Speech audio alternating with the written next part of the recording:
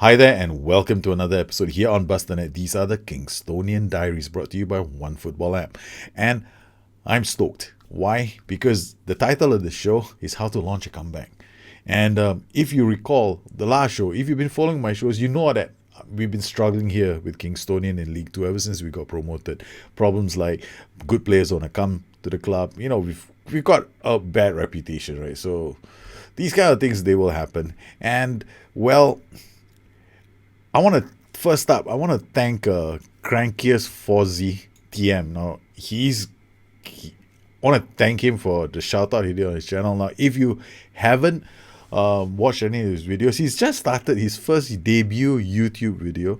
He's got no graphics, no nothing. He's just simple. He just does the playthrough, and it's probably the best damn tactical video I've seen anyone do on the internet. I'm gonna keep shouting out his name on most of my shows because he is good.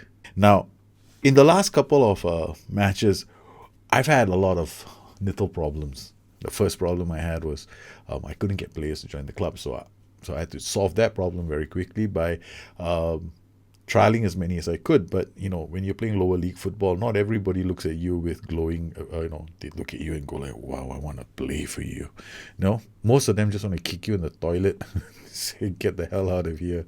You belong. You're shit." You belong there. So I couldn't get anyone into the club. And the only people who I got in were people who were knocking on the door. And sometimes I trial the same player again without even knowing it. We just go and accept them.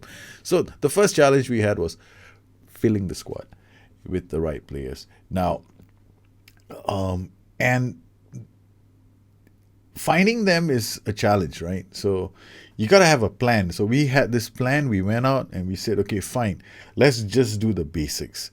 Focus on the key attributes. The most important attribute for defenders is positioning, right? So there I was, okay, go for positioning first, then go for the second thing. So that's what we did. When positioning, we looked at mentals, then I looked at the the physicals next, because you want to go mentals, physicals, and then technicals. You don't go mentals, you don't go technicals first, meaning you don't go tackling. You don't look at the player, wow, he's got 15 tackling, I need him in my team. What if his mentals are very bad? And we quickly found out in the first couple of matches, a lot of my players who have poor mentals were now being found out, you know. I mean, I could be 1-0 down, but then you see these players running back slowly. They don't put in a challenge. Low determination, low work rate, low bravery. So it was time now to weed out the team. So we went out, we weeded out the team. So we got in a whole bunch of I won't say a whole bunch of players, but we got in a group of players. Then the second problem started. The second problem is, how the heck do you sort out your team? I mean, you know, do you go around changing tactics? Now, Gloucester City Diaries, which was my FM18 save, showed people one way of playing the game, which is I am adapting for every single game. I go adapt, I see the tactic, I adapt, I change tactics on the fly. It's really crazy playing like that, but FM17 scouting was an exploit, so you didn't really have a problem finding players. FM18, different kettle of fish again. Scouting is a bit more of a challenge now. There's a budget, you know. You can't, I mean, LLM, you don't have money, so revolving door again. And, I made it even more challenging by not having a big database. I have a small database. I'm such a psycho. Okay, didn't really work. So you bring these players and then you got to fit them into your system. Then you got to get them to gel. My second mistake, I got a lot of players. I wasn't even sure who my starting 11 were. But it took me so the second thing I needed to do was quickly figure out who my starting 11 are gonna be. And this is very important. And so we went out and I decided there's no room for sentimentality here. I mean, I like Bradley Empson. I do. He was such a hero when we went in the Van Rama National, right? So he was so good. Yanis Constantino, so good. Okay. Not good in League 2. So it was very hard for me to let them go. Even Rob Howard, very hard for me to let them go.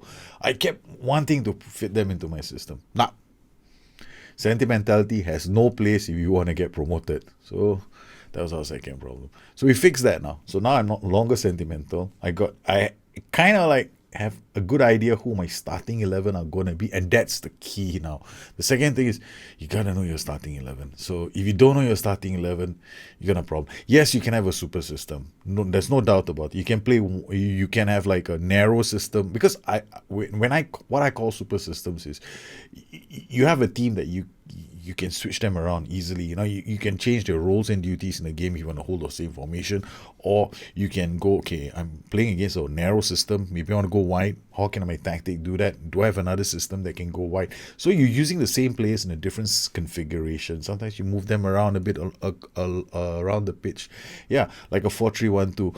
A relative of it's a distant cousin of the 4-1-3-2 and a very close cousin of the 4-4-2 diamond. All three interchangeable. You can even go and do that in one system, one game, or you can just go narrow and wide.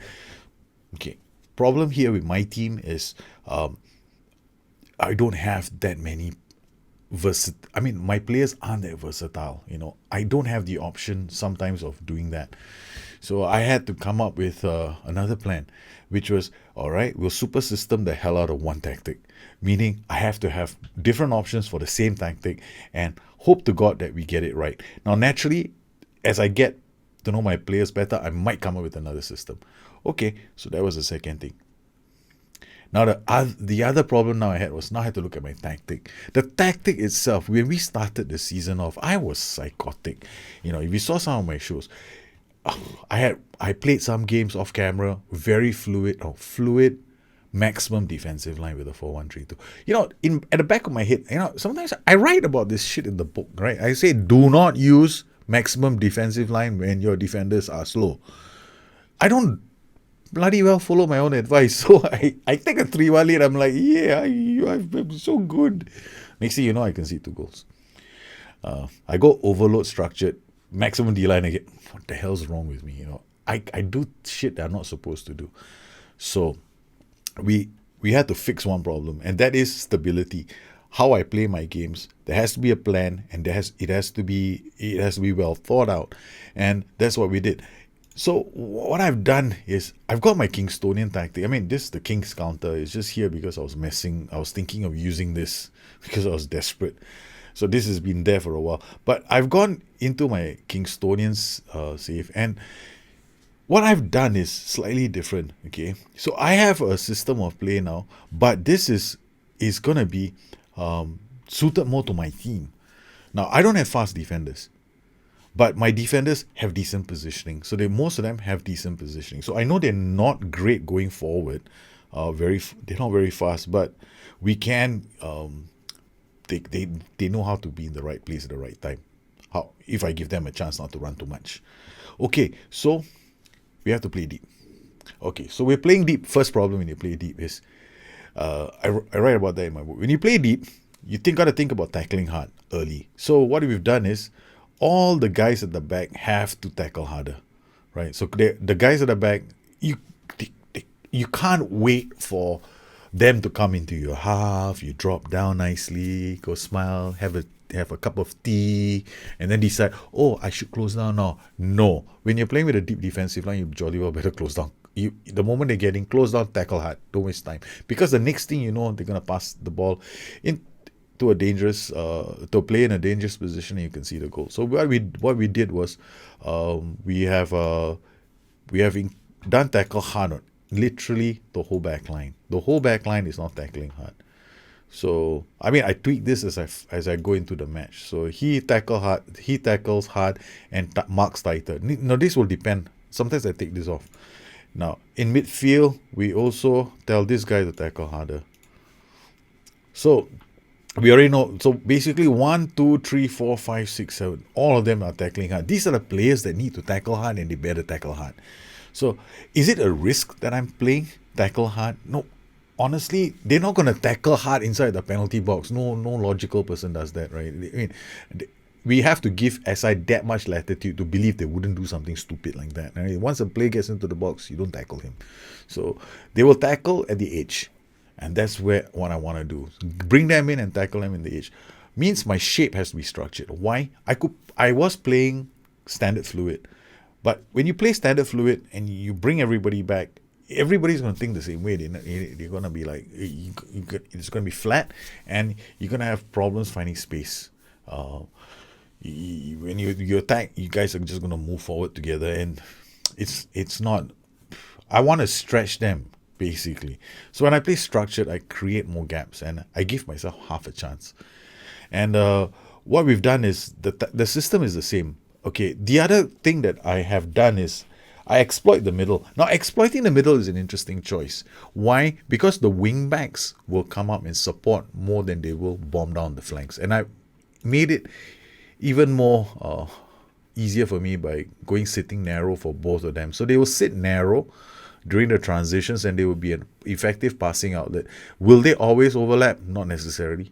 Will they become passing outlets? Not necessarily. Because I just want them to hold the line, basically. So we the idea here I was trying to do was 3-5-2 in attack. So when we drop back, these guys will drop back, and then we get a 5-man midfield. These guys might push up, and we get that option in front. I've gone with really simple roles like a DLF and a poacher, and we use the offside trap. And I tell my players to be more disciplined and they stick to positions. What this has done is interesting. We've had 3 straight clean sheets. Now, it's a big deal for me, 3 clean sheets, because I haven't had a clean sheet since the season started. We lost to Carlisle, we lost to Northampton, we've conceded goals everywhere, except Checkatrade, which you really can't count. And then everywhere, every game, we concede goals. We concede. We are very friendly for everyone. We're like, goal friendly. Come here, score a goal if you feel like it. Now, we have another problem. Up top, a misfiring striker. In our last game against Bristol Rovers, we had the chance to beat them. I mean, we came so close to beating Bristol Rovers. We were playing at home, but this match was a match where, we had the chance to beat Bristol Rovers. Look at the clear-cut chances we had. We had 2. One hit the post, if I'm not mistaken, and the other one was inside the box. My striker missed it. So it was a bit of a disappointment for me. And I was like, well, these kind of things, they will happen. Shots off target there. Shots off woodwork there. Shot safe there. So we had a few really good chances. We had these 2 good chances inside the box. And the striker should have buried them. There was one we won as well. And, we've used this tactic against a few systems. And right now, I'm going to be going into another match against Hartlepool, away from home. Our away form is not bad, actually. We've drawn quite a few matches. But our home form, we've only won 1 home game this whole season. And that was a monumental win over Barnet. But so far, we haven't been able to win at home. But we have big results. We've beaten Oxford away from home in the Checkatrade Trophy. Then we helped Mansfield to a draw away from home, and we helped Bristol Rovers to a draw. Now, to put things into context, Bristol Rovers are top of the table. They haven't lost. They've only lost once this whole season. And Wrexham, who joined me from the league before that, they are riding high, second on top of the table and sneaking up Kingstonian. We are 3 points behind the playoff spots and 10 points behind Wrexham. So the question is this: can I keep this up? We got Howard at the back. That's the thing at the moment. You see, I still haven't totally nailed my lineup, and it's taking me a while to figure out who should be playing where in my system, which is like a bloody nightmare. But you know what I'm going to do right now for you guys? It's entertaining after all. We are going to watch this on Key Highlights, and we are going to play this game. I'm going to start on Overload. Yes, ladies and gentlemen, we are going Overload. Beckett, because Mills over the top. He goes, and it's brought down. Okay, I need to see the bot. I need to see action zones, and this is not good enough for me. Okay, so we'll go match stats here, and we'll go formations there. Tactics. This must be tactics. Work ball into box. No pass into space. Doesn't seem to be working. After 8 minutes, we didn't get our breakthrough. We'll drop it back to control. So far, okay. We tried to get off to a good start, but it didn't happen. So we'll have to be patient then. Musendo to Derry. Derry back to Musendo. Musendo with the ball. Looks for somebody. Howard was quick. Hangs out wide to Gogonas. Gogonas tries to go around a few players. Derry's inside the box. It's a penalty. I don't know what this is about Derry. I should play him every single game. The amount of penalties he's won this season, but now it's up to Goldberg. The Dolberg. Yeah. Thank you very much, Derry. You have to play, man. I think I have to keep playing Derry now. There's no choice. He has low finishing, but hell, he keeps winning us penalties like that. I've got to go to the back line. Tell Garnett to come off tackle harder. Okay, Besson with the ball. Derry hits it down for Hanks. Hanks plays a brilliant ball for Goldberg. Goldberg. Why? Why didn't he score? The combination play was so good to watch. Okay, Scales. So that could be it. Screenshot. I need to screenshot this. Okay, this is my lineup.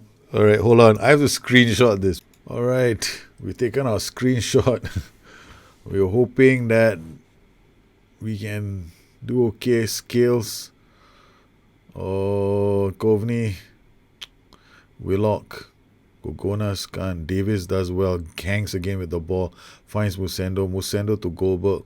Goldberg turns around. What a ball. Scales.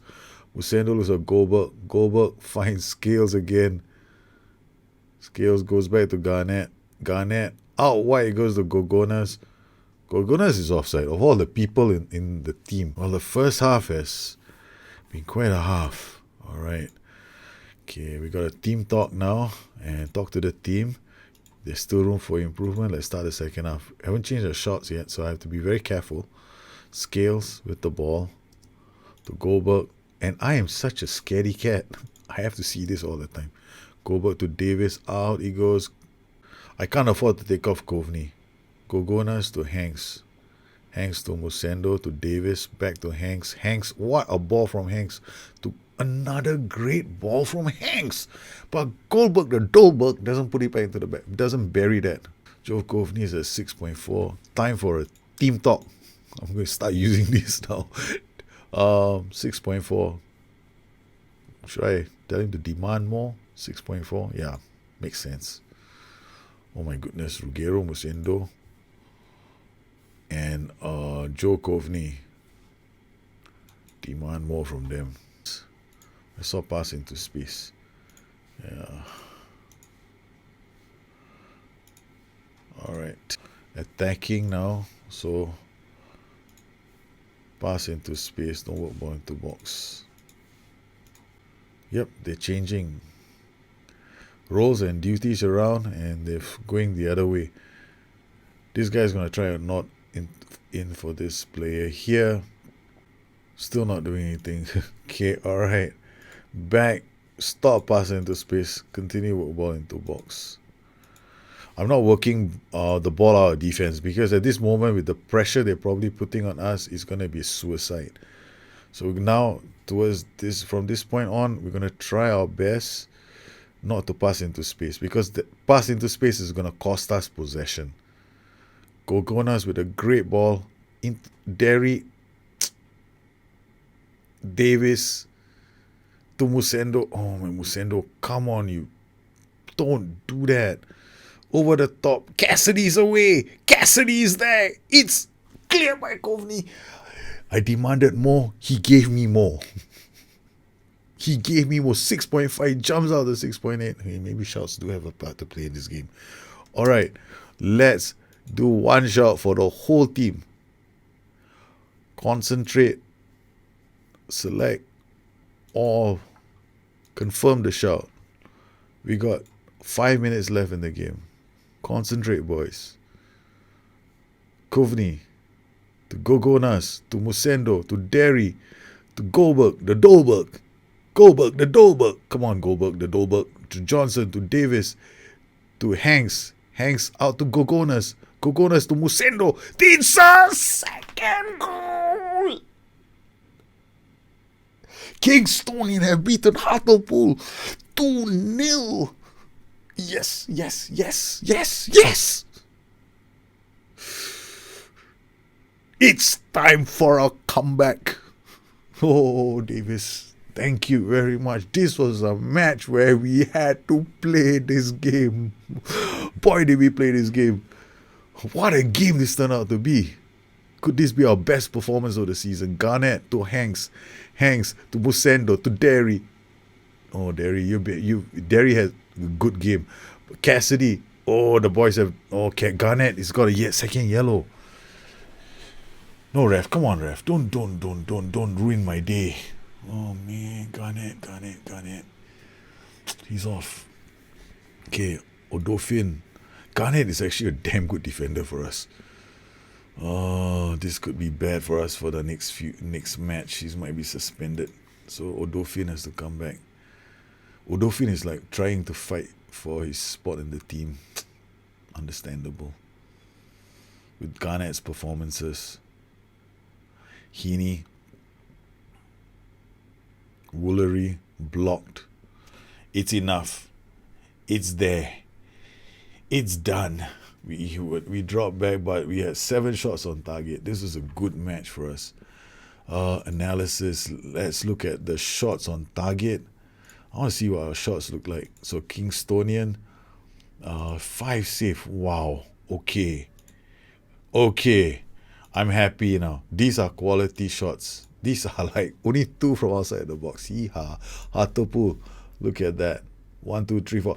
Afraid they didn't have very good chances. This is all angled. So maybe this is a good chance. Oh, we've done well. I'm so happy. Oh, the Kingstonian. Look at how pass combinations. The defenders are getting involved. And then after that, we go down the flanks. So you notice the central defenders do not pass it to the DM. Thank you. It worked. It didn't go to the DM. It went straight to the fullbacks. Oh yes. I'm so happy.